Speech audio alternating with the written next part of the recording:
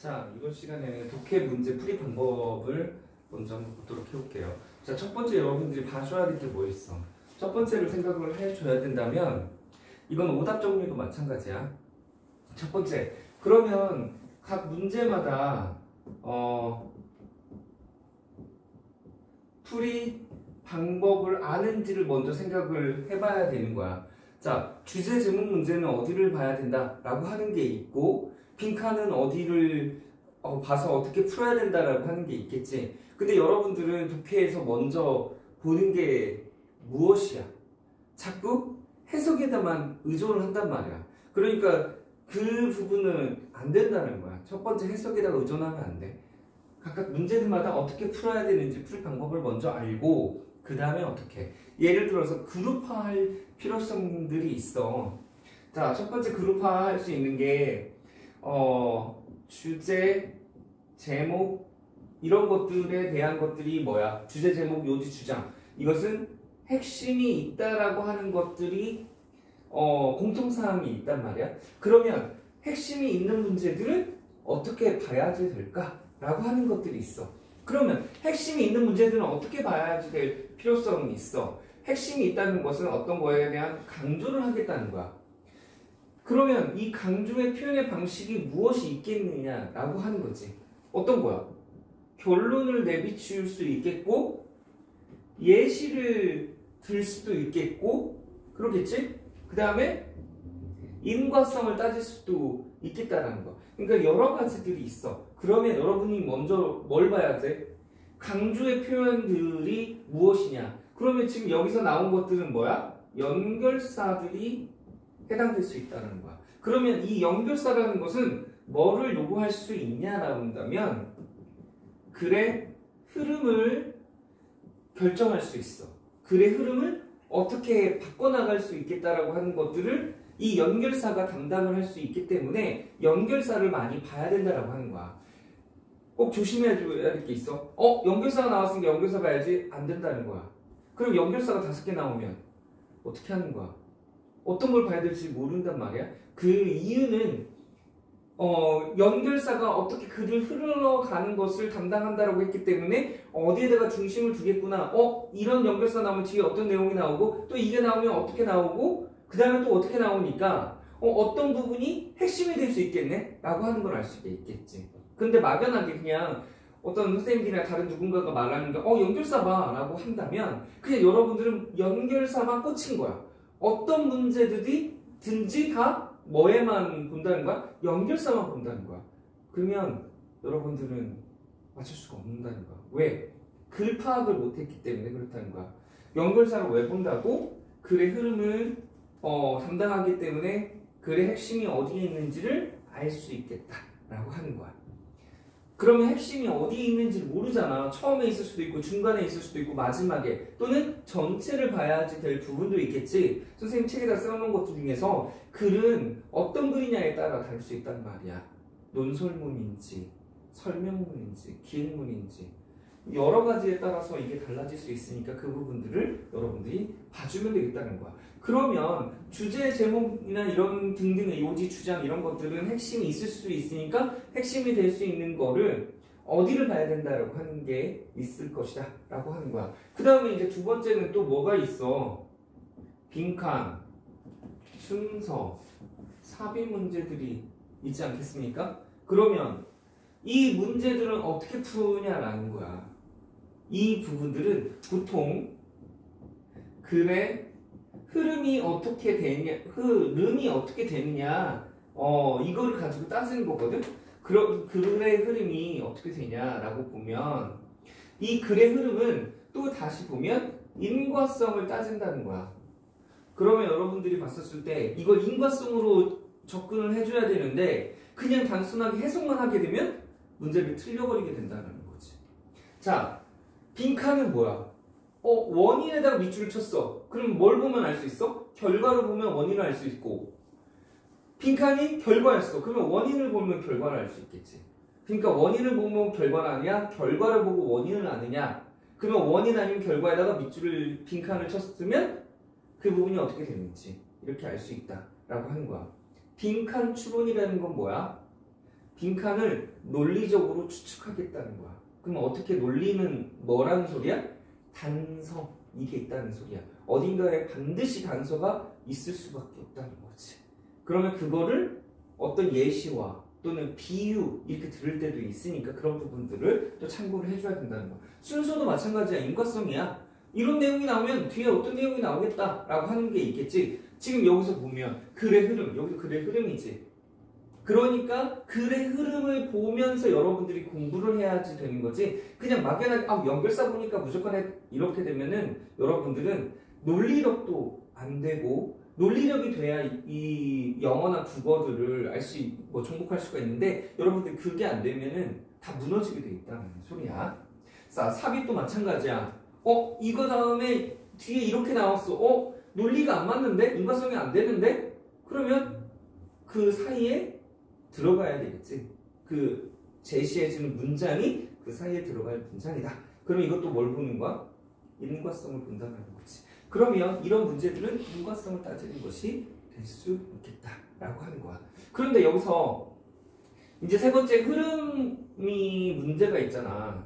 이게 글의 흐름상 여기가 아닌 것들, 이런 것들이 나오지. 그러면 그건 어떻게 푸느냐?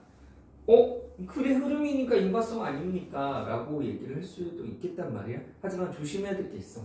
흐름 문제는 글의 통일성을 물어보는 거야. 그러면 글의 통일성이라고 하는 건 뭐라는 소리야? 하나의 주제로서 그게 통일이 돼야 된다는 거야. 그러면 여러분들이 만약에 해석에다가 초점을 맞추고 한다면 흔들릴 수 있다는 거야. 그러니까 이게 이런 문제를 풀었을 때는 얘는 내가 해석만 했다면 문제가 있구나. 그러면 이거는 어떻게 풀어야 되겠고, 그 다음에 중간중간마다 어떤 게 문제점이 생길 수 있으니까 그거를 확인해 가면서 풀어야 되겠다 라고 하는 걸 여러분들이 알고 있어야 되겠지. 자, 결론적으로는 각 문제마다 여러분들이 문제풀이 방법을 알지 못하면 흔들리게 돼 있다라는 거야. 자, 선장이 배를 운항을 하는데 우리 어디로 갈 거야? 라고 딱 방향 제시해주고 그걸 가기 위해서는 어떻게 해야 돼? 어떤 걸 준비해야 되고 어떤 시점에 어디를 가야지 되는 거야 라고 지정을 해주면 가겠지. 그 순항을 하게 될 텐데 그게 없다라고 생각을 해봐봐. 그냥 출발해 라고 얘기를 한다면 그 배는 어디로 가야 될지를 모를 것이다라는 거야. 그러니까 여러분들이 확고하게 각 문제들마다 어떻게 풀어야 되는지를 먼저 알려고 해줘라. 그러면 오답 정리할 때도 마찬가지야. 여러분들이 문제를 풀었을 때 내가 문제 풀 방법을 알고 풀었느냐? 그냥 막연하게 해석만 들이밀어서 풀려고 했는가? 라고 한다면 그거부터 써주려고 해줘야 된다. 내가 틀린 이유는 문제풀이 방법을 모르고 그냥 해석만 하려고 했다. 그러면 이거를 바꿔줘야지 되겠다는 거야. 자, 이제 그 다음에 알아야 될 게 무엇이냐라고 본다면 여러분들은 그 다음에 방법을 알았다면 이제 뭘 해야 돼? 해석을 할 수 있어야 되겠지? 그러면 여러분이 해석을 할 때 어떻게 해석을 하냐라고 하는 거야. 첫 번째는 봐줘야 될 게 뭐였어? 우리가 책을 읽을 때 왜 책을 읽지? 이해하려고 책을 읽겠지? 그러니까 여러분들은 해석할 때 이해 중심 해석을 하려고 해줘야 돼. 그러면 해석할 때 이해 중심 해석이 돼야 된다는 거야. 자, 그런데 여러분들이 단어를 모른다고 생각을 하잖아. 그러니까 단어 집착하지 마라. 모르는 단어가 나온다고 해서 그 모르는 단어를 자꾸 내가 알려고 하고 막 고심하고 이럴 필요는 없다라고 하는 거야. 왜냐면 글은 한 열 몇 줄이 되는데 그 한 단어 모른다고 해서 그 전체 글이 이해가 안 되는 게 아니거든. 때로는 그럴 때도 있지만 대부분 그렇지 않단 말이야. 그러면 그냥 넘겨도 된다라고 하는 거야.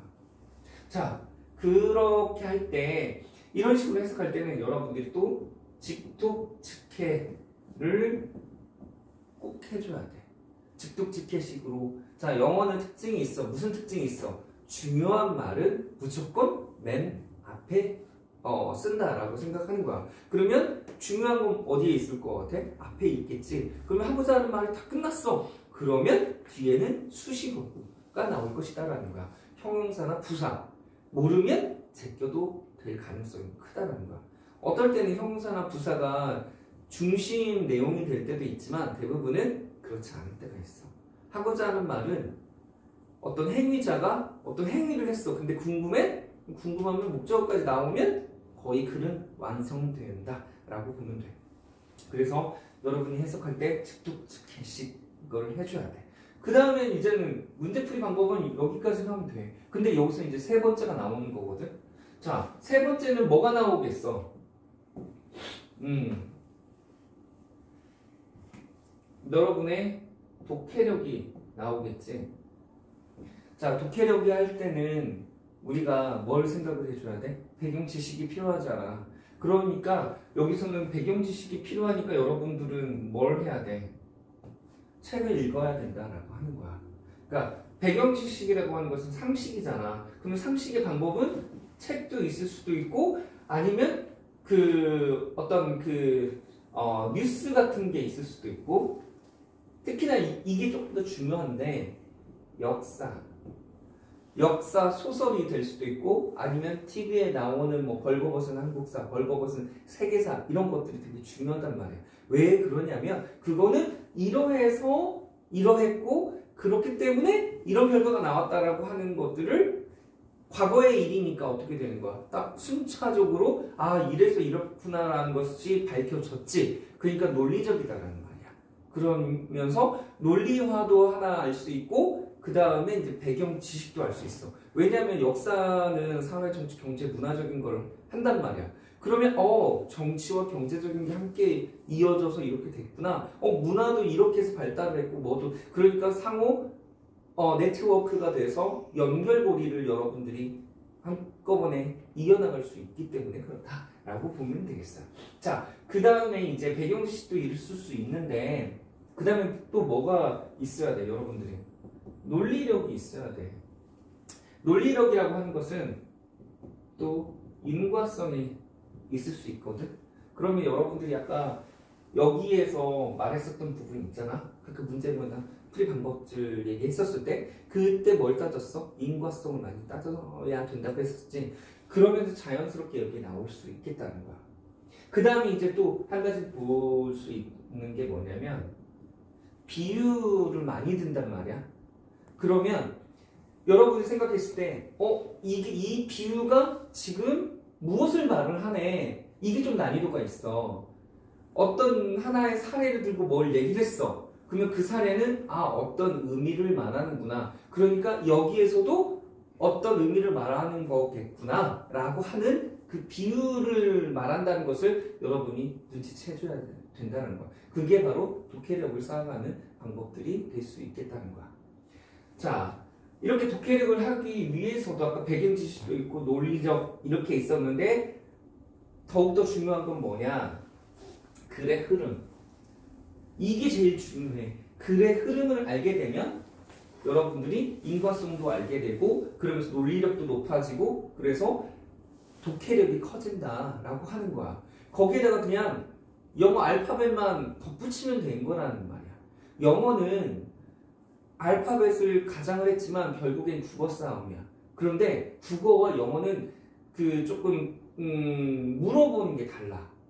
실생활에서 조금 더 우리가 쓰여지는 것들은 우리가 흔히 말하는 머리 쓰고 어느 정도 논리력 쓰는 것이 영어적인 부분인 거고 국어는 굉장히 디테일해.